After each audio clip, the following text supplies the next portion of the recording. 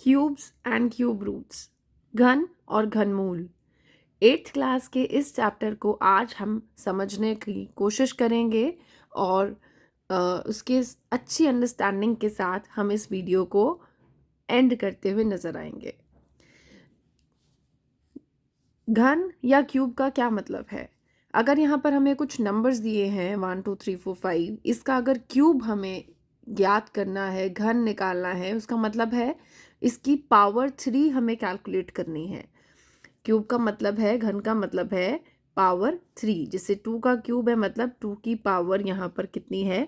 3 है। इसको सॉल्व कैसे करते हैं?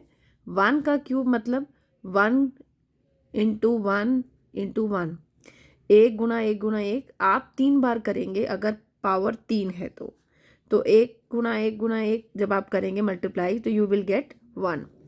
इसी तरीके से जब 2 का क्यूब या 2 का घन निकालना है, 2 का घन मतलब 2 को आप 3 बार मल्टीप्लाई करेंगे, 2 दूनी 4 और 4 दूनी 8।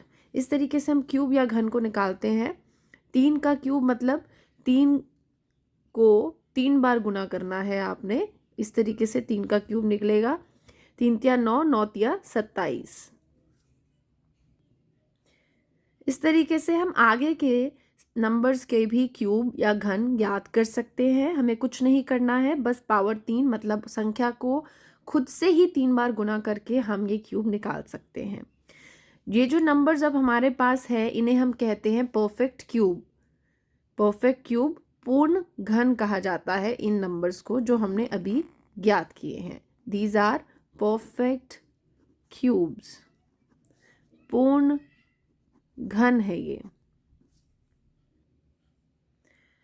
इसके बाद इसी कंसेप्ट से जुड़े हुए प्रश्न को सॉल्व करेंगे। इस क्वेश्चन में लिखा है इज 243 अ परफेक्ट क्यूब? क्या 243 एक पूर्ण घन है? ये कैसे चेक करेंगे? अगर यहाँ पर इस तरीके से कोई संख्या 3 बार गुना होती नजर आएगी तो ये परफेक्ट क्यूब पूर्ण घन हो जाएगा। अच्छा, तो उसके लिए हमें करना पड़ेगा प्राइम फैक्टराइजेशन, अभाज्य गुणनखंडन। यहाँ पर 243 243 किस टेबल में आता है वो ढूंढना पड़ेगा। 2 के टेबल में नहीं आता, ये 3 के टेबल में 3 से डिवाइड होगा। 3 8 ज़ा 24, 3 1 ज़ा 3। इस तरीके से फिर से 3 से डिवाइड करेंगे। अगर आपको यहाँ प्राइम फैक्टराइजेशन नहीं आता है पूरा तो आप इसको 3 से 81 को 3 से अलग से डिवाइड करके चेक कर लीजिए क्या उत्तर आएगा। यहाँ पर आप लिख सकते हैं 3 दूनी 6 और ये आ गया 27।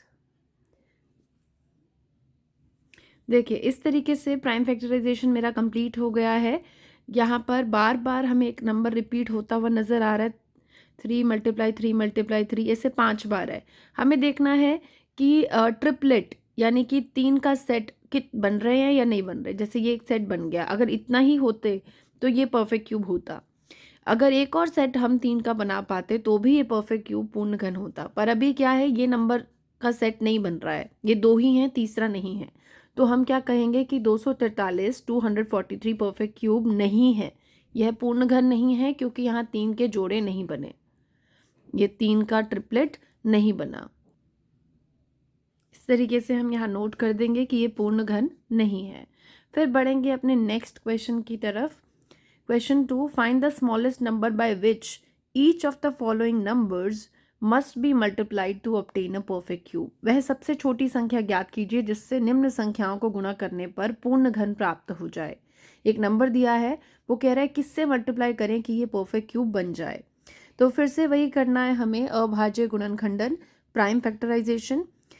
ये नंबर एक सम संख्या है, इवन नंबर है, 2 के टेबल में आएगा। तो सबसे पहले हम सबसे छोटा अभाज्य नंबर यानी प्राइम नंबर देखते हैं। 2 मैंने चूज़ किया, 2 पंजे 10 और ये 0। फिर 2 से फिर से करेंगे, 2 2 ज़ा 4, 1 बच गया, 10 आ गया, 2 5 ज़ा 10। फिर करेंगे तो ये 5 से जाएगा। इस तरीके से हमारा अभाज्य गुणनखंडन हो गया और मैंने इन फैक्टर्स को यहाँ पर लिख दिया है, इन गुणनखंडों को यहाँ लिख दिया है। अभी अगर यहाँ 3 3 का ट्रिपलेट बन रहा होता, सेट बन रहा होता तो ये हो जाता परफेक्ट क्यूब, पूर्ण घन। लेकिन हम देखें यहाँ 2 2 बार है, 5 भी 2 बार है, तो इसको कितने और चाहिए? इसको 1 और 2 की ज़रूरत है और इसको 1 और 5 की ज़रूरत है। तो मतलब हमें किससे गुणा करना है? 2 और 5 दोनों से। तो 10 से 5 गुणा 2 कितना होता है?